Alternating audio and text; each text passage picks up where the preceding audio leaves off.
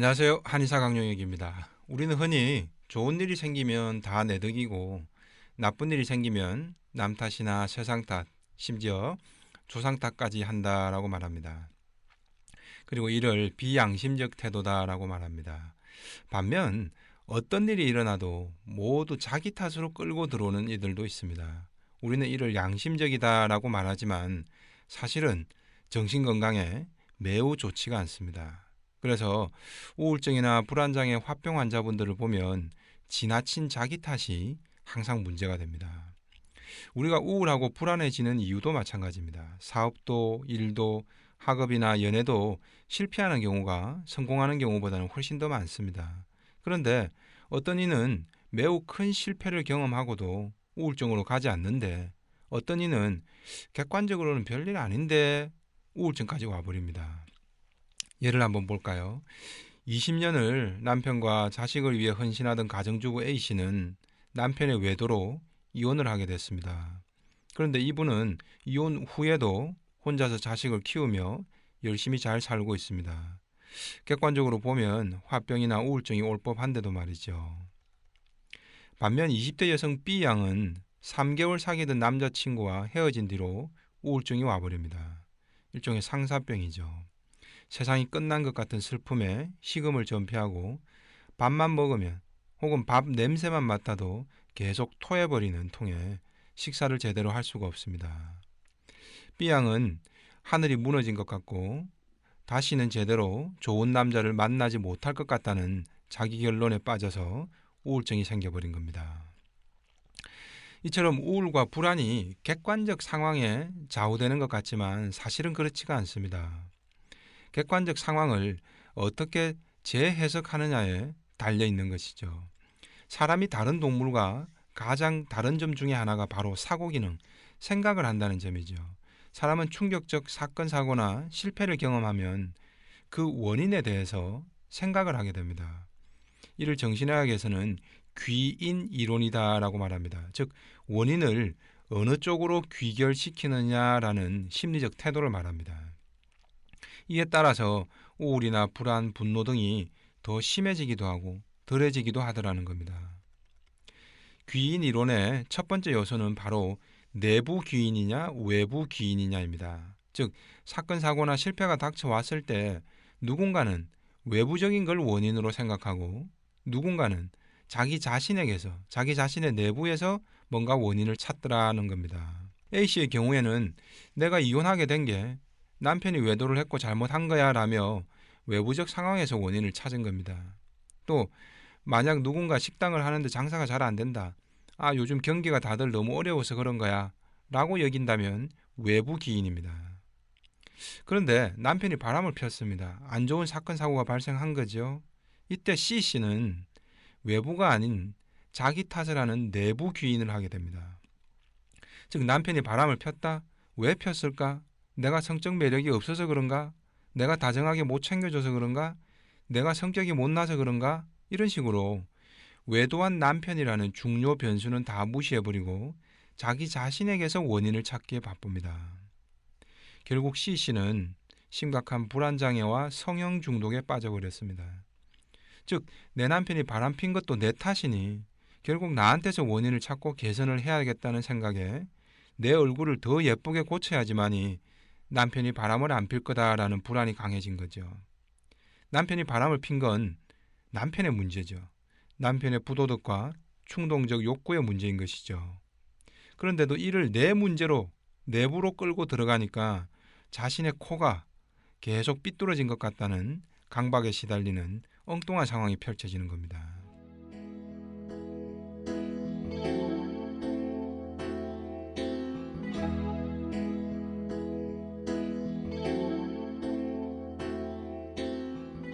(3개월) 사귀고 헤어진 남친 때문에 거식증과 우울증에 빠진 앞서 말씀드린 B양의 사례도 마찬가지입니다. 청춘 남녀가 20대에 만나고 헤어지는 일이야 다반사죠. 그 남자가 내가 싫다고 떠나갔다. 그럼 그 남자가 나를 마음에 안 들어 한 거죠. 내가 김태희, 송혜교처럼 예뻐도 그 남자 취향이 아니면 싫다라고 할 수도 있는 거죠. 그럼 송혜교, 김태희에게 꼭 문제가 있는 걸까요? 아니면 그 사람 취향이 아니고 인연이 아닐 뿐일까요? 그리고 그 남자에게 나보다 더 좋은 여자가 생겼을 수도 있죠. 그리고 자격증이나 취업 공부하느라 당장에는 연애의 뜻이 없어서일 수도 있습니다. 이처럼 자신이 거절당한 상황이 모두 다 자기 패배적 관점에서만 해석되어서는 안 되는 거죠. 상대방 쪽에서도 원인이 있을 수 있는 거죠. 그런데 B양은 이번에 실패한 게 내가 못나서라고 결론 내어버리는 겁니다. 즉 내부 귀인을 해버리는 거죠. 결국 자기 컴플렉스가 강해지고 이는 곧 자기 비하적 시선이 만들어집니다. 그래서 다음에 또 다른 남자를 만나도 나는 반드시 실패하게 될 거야 라고 혼자만의 지레짐작을 하게 되죠. 그럼 어떨까요? 패배가 뻔히 예상되는 현실이 내 눈앞에 펼쳐지는 겁니다. 그런 상황과 마주하고 싶을까요? 피하고 싶죠. 그래서 계속 우울에 빠져 있는 겁니다. 한 번 연애에 실패했다고 우울증에 빠지는 건 단순히 한 번의 실패 그 자체가 너무 충격적이기 때문만은 아닙니다. 그 뒤에 연이어지는 원인과 책임론에 대한 자기 사고 방향에 따라서 결정되는 겁니다. 매사에 남 탓만 하는 성격도 큰 문제지만 B양이나 성형 중독에 빠진 C씨처럼 매사에 자기한테서만 원인을 찾으려고 하는 태도도 이처럼 큰 병을 만듭니다.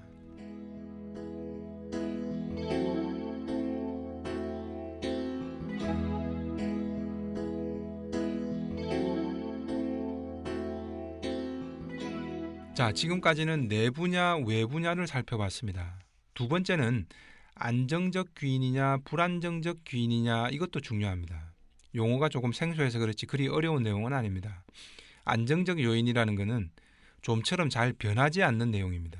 불안정적이라는 말은 수시로 상황에 따라서 변할 수 있는 유동적인 것이죠. 자, 자격증 공부를 열심히 했는데 시험에 떨어졌습니다. 김 씨는 이 상황을 두고 자신도 모르게 안정적 귀인을 합니다. 즉, 야 이거 봐. 나는 결국 안 돼. 내 능력이 이거밖에는 안 돼. 라고 판단해 버립니다. 실패나 좌절이 닥치면 전반적이고 좀처럼 변하지 않는 단기간의 노력이나 의지로는 변화하기가 힘든 자기 능력이나 성격 같은 것 때문에 실패했다고 판단하는 방식입니다. 기업의 면접을 보고 탈락했을 때도 난 학벌 때문에 안 된 거야. 이렇게 되면 안정적 귀인을 하는 거죠. 학벌은 쉽게 금방 바꿀 수는 없습니다. 그래서 다음번 면접 볼 때도 학벌 때문에 당연히 또 떨어질 거야 라는 짐작을 하게 됩니다. 당연히 희망이 없어 보이고 우울해지겠죠. 그런데 똑같은 상황에서도 박 씨는 다릅니다. 아, 이번에 실패해서 떨어졌어. 그런데 이번에는 내가 시험 출제 경향을 잘못 파악했네. A 파트만 많이 했고 B 파트를 적게 한 게 원인이었네. 이런 식이죠. 어떻습니까? 김 씨와 박 씨가 똑같이 시험에 떨어지고 나서도 원인 분석 태도가 다르지요.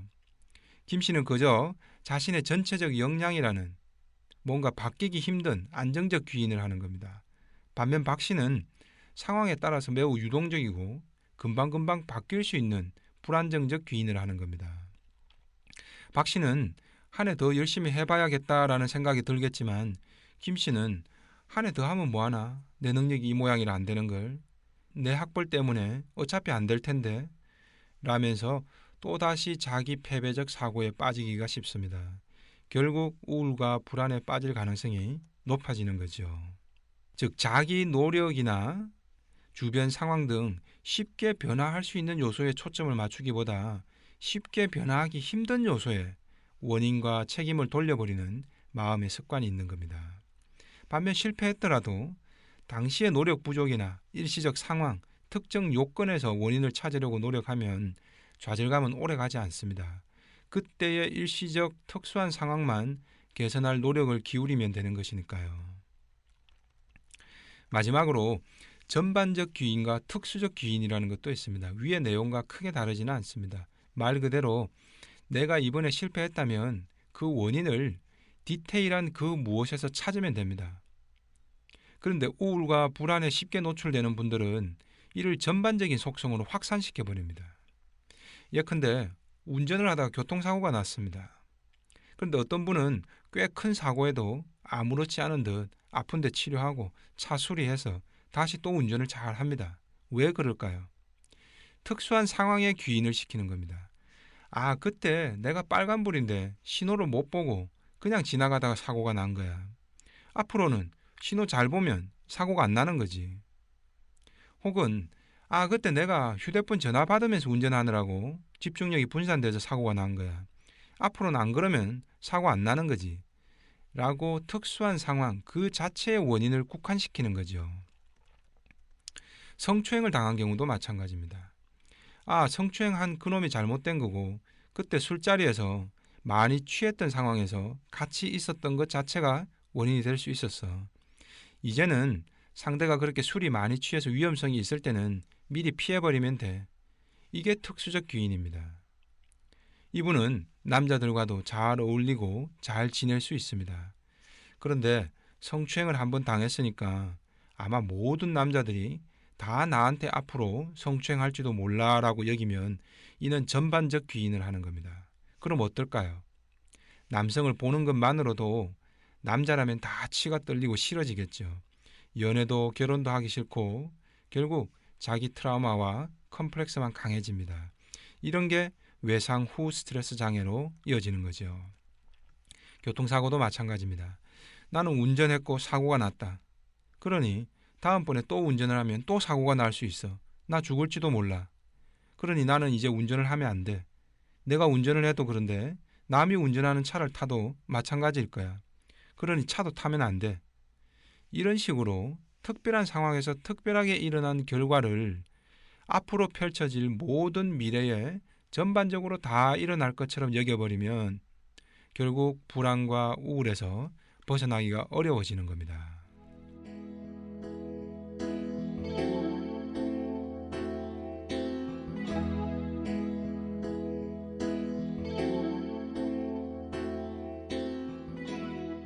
자, 그렇다면 이런 식의 원인을 찾는 심리적 태도, 귀인 태도는 왜 형성되는 걸까요? 이는 어릴 적 성장 과정에서 부모의 훈육 태도에 절대적으로 영향을 받게 됩니다.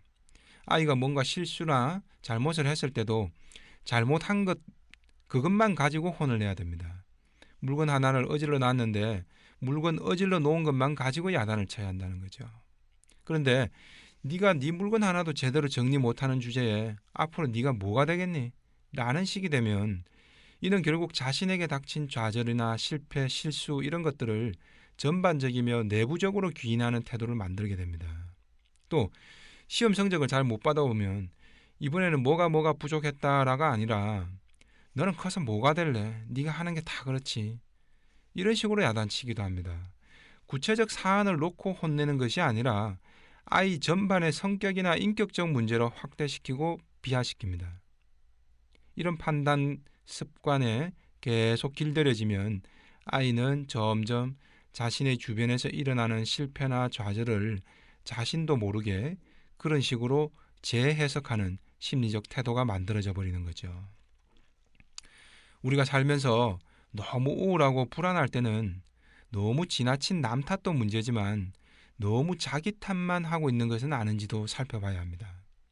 남 탓과 자기 탓도 균형 잡힌 중용의 시각이 필요하겠죠. 그리고 특수한 상황이 문제였던 것인데 전반적인 내 능력이나 쉽게 변하지 않을 내 모습에서만 원인을 자꾸 찾고 있는 건 아닌지 자기 점검이 필요합니다. 그리고 우울과 불안은 내 앞에 놓인 객관적 현실이 아니라 원인을 재해석하는 나의 심리적 태도에 더 크게 좌우된다는 점을 이해할 필요가 있습니다. 이상 한의사 강용혁이었습니다.